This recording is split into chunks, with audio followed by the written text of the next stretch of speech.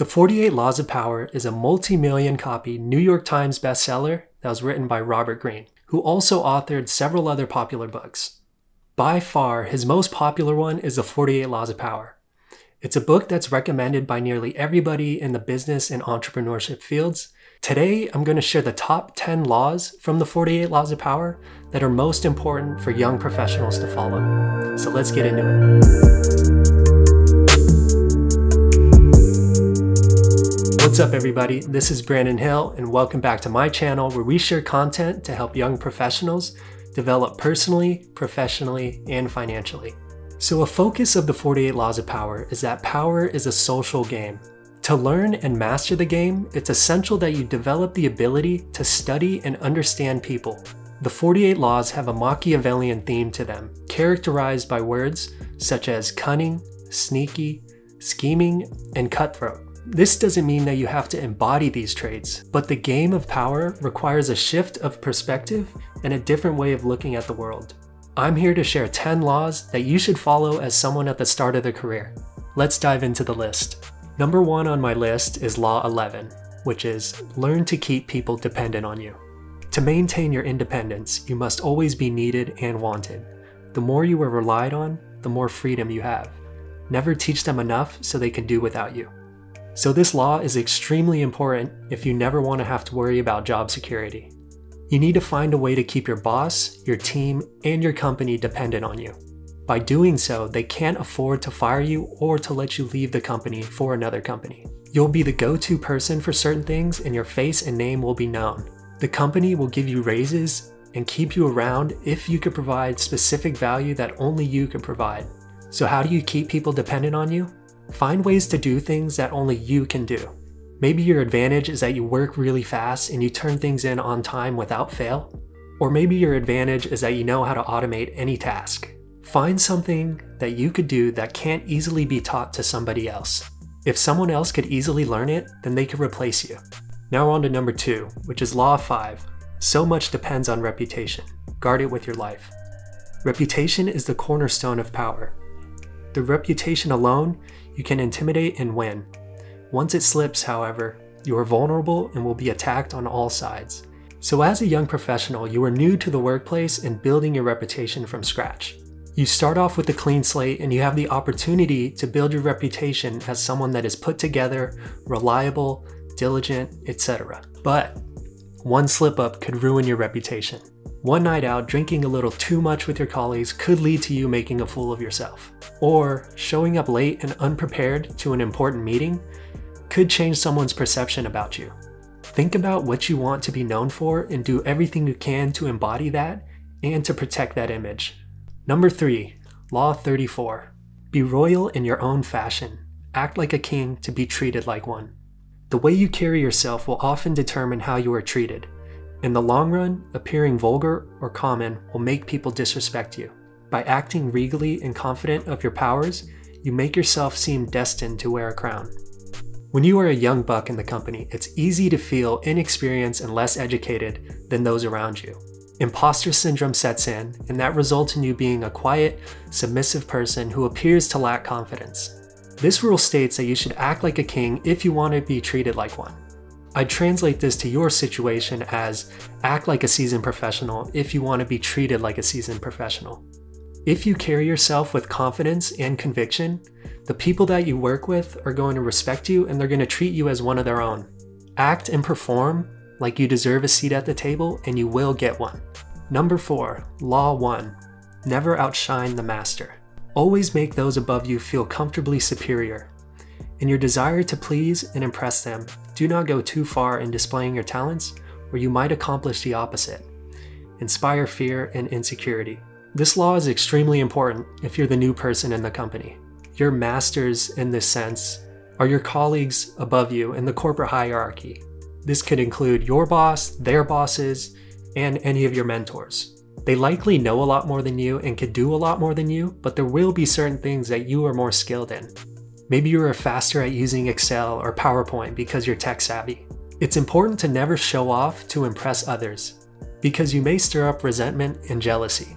Always make those above you feel more knowledgeable and more capable than you. Now, this doesn't mean that you shouldn't give it your all. 100% of the time. But you should do what you can to make sure that you don't step on any toes or ruffle any feathers. Take the position of a pupil learning from the teacher. Number 5, Law 19. Know who you're dealing with. Do not offend the wrong person. There are many different kinds of people in the world, and you can never assume that everyone will react to your strategies in the same way. Deceive or outmaneuver some people and they will spend the rest of their lives seeking revenge. Choose your victims and opponents carefully, then never offend or deceive the wrong person.